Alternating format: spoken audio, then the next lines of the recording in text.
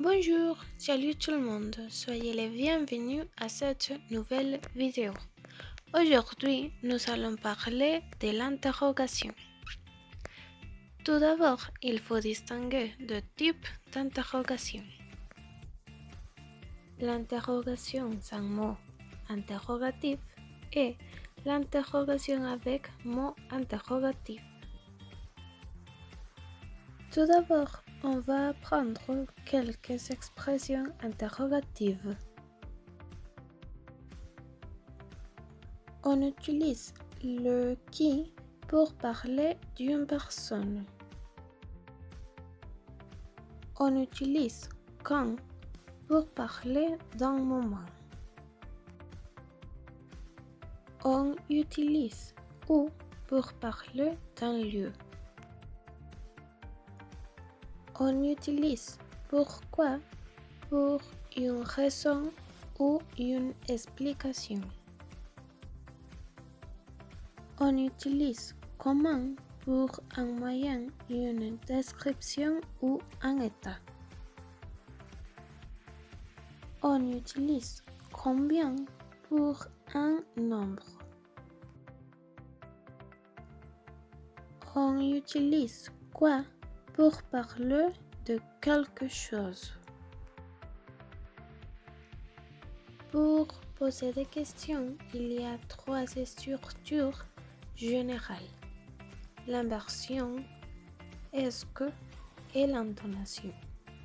L'inversion est la structure la plus formelle.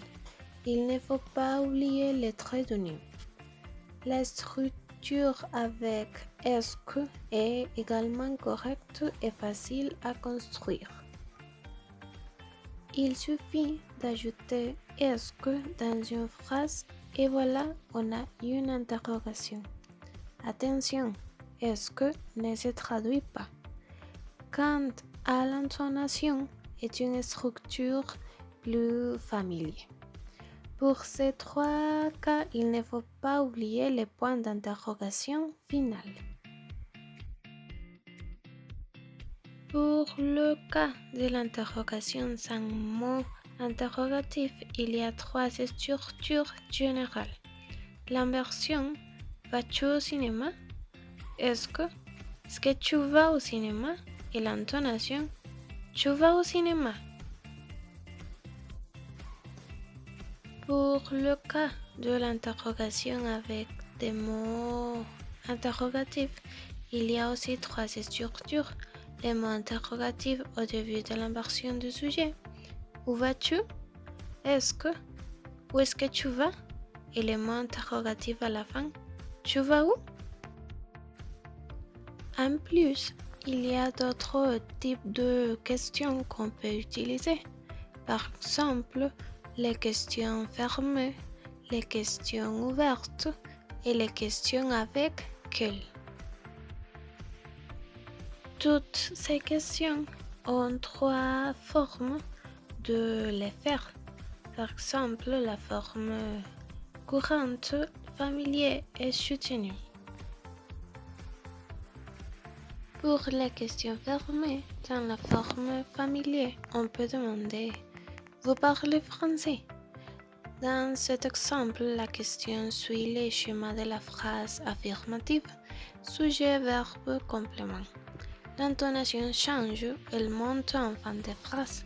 Cette forme est familière car c'est un registre qu'on peut utiliser avec ses amis ou sa famille. Pour la forme standard ou courante, on peut poser la question « Est-ce que vous parlez français ?» Dans cet exemple, la marque de la question est la formule « Est-ce que ?» Cette forme est standard car on peut l'utiliser avec tout le monde, dans les commerces, au travail, etc. C'est la forme la plus utilisée. Pour la forme soutenue, on peut poser la question « Parlez-vous français ?» Dans cet exemple, l'inversion du sujet et du verbe est la marque de la question. Le tiret est obligatoire entre le verbe et le sujet.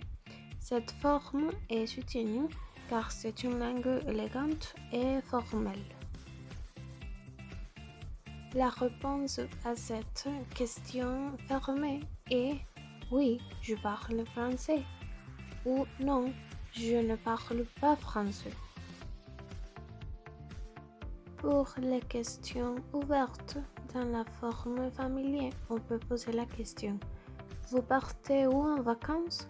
Dans cet exemple, la question suit le schéma sujet, verbe, mot interrogatif et complément. L'intonation change, elle monte en fin de phrase. Dans la forme standard ou courante, on peut poser la question où est-ce que vous partez en vacances? Dans cet exemple, la question suit le schéma mot interrogatif, est-ce que, sujet, verbe et complément. Dans la forme soutenue, on peut poser la question où partez-vous en vacances? Dans cet exemple, la question suit le schéma mot interrogatif, verbe, sujet et complément. On garde l'inversion du sujet et du verbe qui est la marque de la langue formelle. La réponse à cette question peut être nous partons en Italie. En Italie est l'information nouvelle. Les questions avec quel?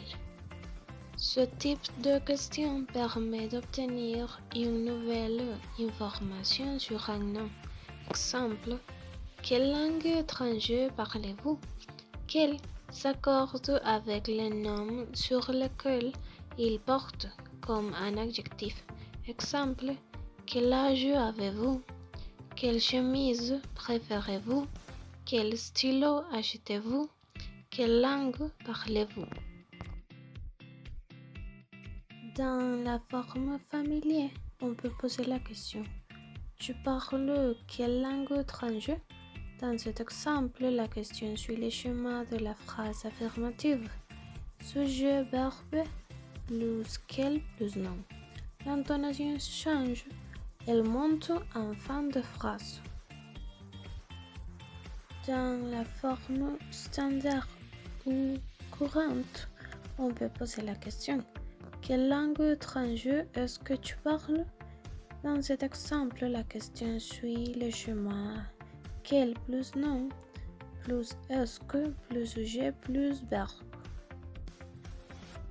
Dans la forme soutenue, on peut poser la question quelle langue étrangère parlez-vous?